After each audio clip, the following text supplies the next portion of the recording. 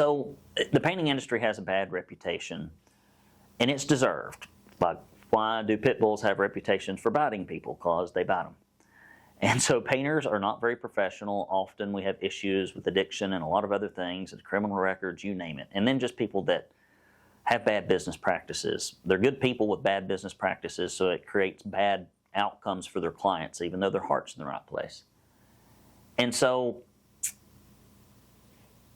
when you're going to hire someone, what most painters do is you talk to them, maybe you get a reference or a referral, and you talk to them on the tailgate of your truck, and then you say, you seem like a pretty good guy.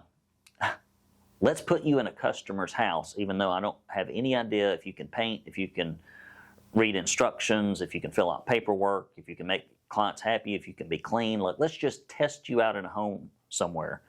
Let's aggravate and occupy the time of the crew and the other painters so that they can later tell us that, I can't believe, boss, you ever sent this guy out. He can't paint. He's unprofessional. He can't follow instructions.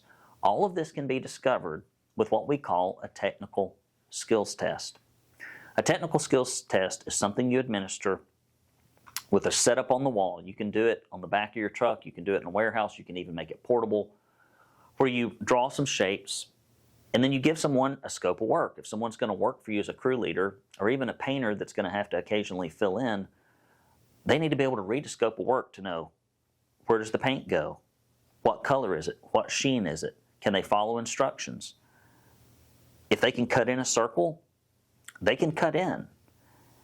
It allows you to evaluate, can they read instructions? Can they paint a straight line? Can they put the right colors in the right places? And then can they follow the cleanup instructions? And there's a test where they basically have to fill out some very basic paperwork. It has instructions on how to fill out the paperwork.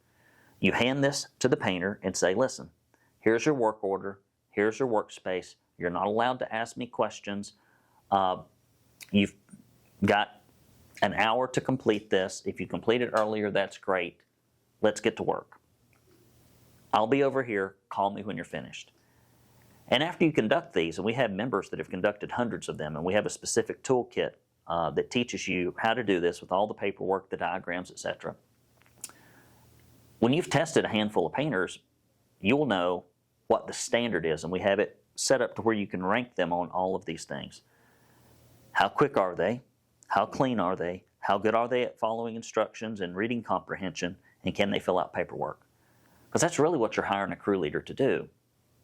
And honestly, it doesn't matter who you're hiring in your painting business, whether it's a sales associate, operations manager, assistant, you name it, you need to have a technical skills assessment, because the time to discover they don't know how to do what you've hired them to do is not while they're on a job, and it's not while they're in your office.